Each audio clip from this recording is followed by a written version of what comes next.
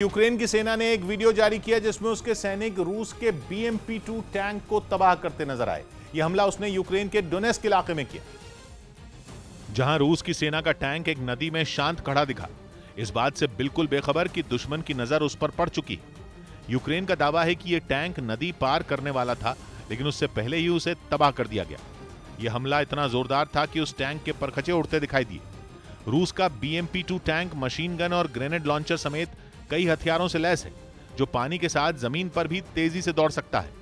Ukraine के मुताबिक रूस का यह टैंक डोनेस्क शहर में उसकी सेना के अड्डे तक पहुंचना चाहता था।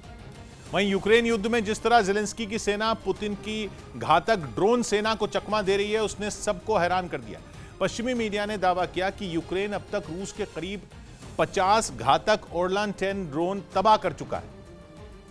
जबकि इन्हें जंग में रूसी सेना का एक खतरनाक हथियार माना जा रहा था और इनकी मदद से रूस ने यूक्रेन के कई टैंक, बख्तरबंद गाड़ियां और हथियारों के बड़े गोदाम तबाह करने का दावा भी किया था। लेकिन जिस तरह यूक्रेन की फौज इन्हें आसानी से निशाना बनाने लगी, उसने रक्षा विशेषज्ञों को भी हैरत में डाल दिया। साथ ही सवाल उठने लगे कि रूस अपने जिन ड्रोन का दम भरते नहीं थकता था, आखिर वो यूक्रेन में क्यों नाकाम साबित हो रहे हैं। और पश्चिमी मीडिया के मुताबिक इसकी एक बड़ी वजह है यूक्रेन को अपने सहयोगी देशों से मिले आधुनिक एंटी ड्रोन जैमर, जो रूसी ड्रोन के लिए काल साबित हो रहे हैं। जिनमें एक है यूक्रेन को अपने सबसे बड़े मददगार नेटो देश लिथुआनिया से मिली EDM-4S एंटी ड्रोन किट, जो हवा में उड़ान भर रहे किसी भी ड्रोन को गिराने की काबिलियत रखती है और इसी वजह से स्काई वाइपर नाम से अपनी पहचान बना चुकी है। जंग के मैदान में तैनात जवानों को जैसे ही कंट्रोल रूम से किसी इलाके में ड्रोन के घुसने की जानकारी मिलती है, वो तुरंत हरकत में आ जाते हैं और फिर उन्हें अपनी ओर आ रही मुसीबत से निपटने के लिए निशाना साधकर सिर्फ एक ट्रिगर दबाना होता है, जिसके बाद इस किट से निकली बेहद ताकतवर इलेक्ट्रोमैग्नेटिक पल्स ड्रोन को मिल रहे सिग्नल को चंद सेकंड के अंदर जैम कर देती है और ड्रोन बेकाबू होकर जमीन पर गिर जाता है। हालांकि खबर यह भी है कि सिर्फ ये जैमर ही पुतिन की घातक ड्रोन सेना की नाकामी की इकलौती वजह नहीं है, बल्कि पश्चिमी मीडिया में छपी एक रिपोर्ट के मुताबिक रूस में सेना के लिए हथियार खरीदने में होने वाला भ्रष्टाचार भी इसकी एक बड़ी वजह है। दावा है कि रूसी सेना के लिए ओरलान 10 ड्रोन खरीदने के सौदे में करीब 45 करोड़ रूबल, मतलब भारतीय रुपयों में 52 करोड़ रुपए से ज्यादा का घोटाला हुआ था।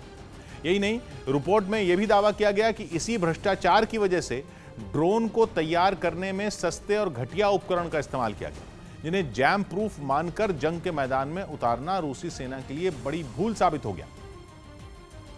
और पिछले महीने यूक्रेन की सेना ने एक वीडियो जारी कर इस ड्रोन में इस्तेमाल तकनीक का जमकर मजाक भी उड़ाया था, जिसे उसने एंटी ड्रोन जैमर की मदद से जमीन पर गिराने का दावा किया था। और इसकी जांच में जो हकीकत सामने आई, उसने यूक्रेन के सैनिकों को भी हैरान कर दिया था, क्योंकि जांच में पता चला था कि ड्रोन में दुश्मन के ठिकाने की तस्वीरें लेने के लिए एक DSLR कैमरा फिट किया गया था। यही नहीं, ड्रोन की तस्वीर दिखाते हुए यूक्रेन के सैनिक ने यह भी दावा किया था कि इस ड्रोन के ईंधन टैंक को बंद करने के लिए प्लास्टिक की बोतल के ढक्कन का इस्तेमाल किया गया था,